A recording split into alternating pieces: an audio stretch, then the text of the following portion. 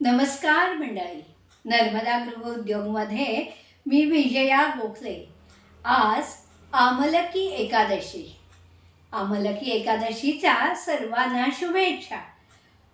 आज माझा आणि आमच्या घरात सर्वांचाच उपास असतो एकादशीचा. त्यामुळे आजची रेसिपी ही उपासाची असणार हे तुमच्या लक्षात आलंच असेल. काय आहे रेसिपी? गोड आहे. खारकेची खीर. त्याची मी खारी चांगली चॉकलेटी म्हणजे साखरी खारी असते ती घेतल्या, त्या चांगल्या पुसून ओल्या फडक्याने वाळवल्या, त्यातली बी काढली आणि खलबत्त्यात कुटलेली आहे आणि मग मिक्सरला एकदम बारीक पूड नाही केली, थोडीशी भरड पूड काढून घेतली.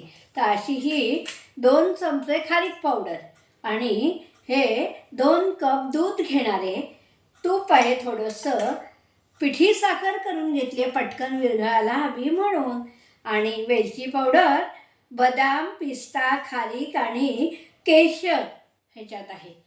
तर अशी ही सामुग्री घेऊन मी आता खारकेची खीर करणार आहे. तुम्ही कधी केली आहे का खारकेची खीर? आवडते का? नसेल केली तर नक्की करून बघा. चला तर मग करूया खारकेची खीर. सर्वप्रथम थोडंसं तूप,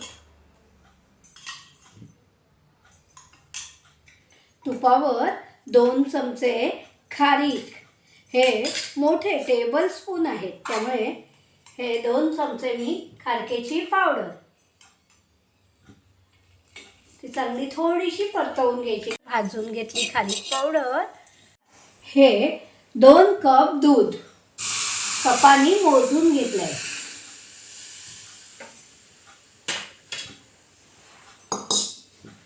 आणि हे व्यवस्थित ढवळून घ्यायचं म्हणजे खारीक चांगली फुलून येते दुधामध्ये. आता उकळी आलेली आहे. उकळी आली की आपण सर्वप्रथम त्यात साखर घालायची.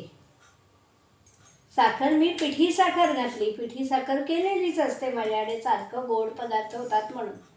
तर आणि ही वेलची पावडर, पुन्हा एक उकळी आणायची आणि मग सगळे आपण सुकामेव्याचे तुकडे करून ठेवलेत, केसरची एक काठी, असं घालायचं की खीर उकळून तयार. खारीक गुणधर्म खारकेचा पौष्टिक असल्यामुळे मुलांना दुधात सुद्धा रोज खारकेची पावडर दिली तर उत्तम. तर अशी ही एकादशीच्या उपासाला मी खारकेची बघा, बदाम पावडर, पिस्ता आणि काजू आणि त्यात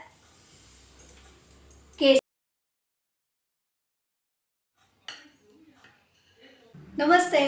तर अशी ही आपली खारकेची खीर तयार आहे. नैवेद्याला भगवंताला ही खारकेची खीर आवडते. तुम्ही कधी काकड आरतीला गेला असलात तर काकड आरतीच्या गाणी असतात, त्याच्यामध्ये खारकेच्या खीरीचा उल्लेख आढळतो. तर मी नेहमी काकड आरतीला जेव्हा जाते तेव्हा ही खीर घेऊन जाते. काकड आरती तुमच्या इथे विठ्ठल मंदिरात किंवा रामाच्या मंदिरात होत असली तर तुम्ही सुद्धा ही खारकेची खीर आठवणीने घेऊन जा. कशी वाटली ते मला सांगा. तुम्ही करून पहा. उपास असेल तेव्हा खारकेची खीर आणि राजगिऱ्याची पुरी, शिंगाड्याची पुरी, असं छान लागतं. राजगिरा आणि शिंगाड्याच्या पुरी मी पुन्हा तरी कधीतरी उपासाला करून दाखवेनच. तर नर्मदे हर चॅनलला शेअर करा, लाईक करा आणि सबस्क्राईब करायला विसरू नका बरं. आज आमलकी एकादशीच्या सर्वांना शुभेच्छा. धन्यवाद.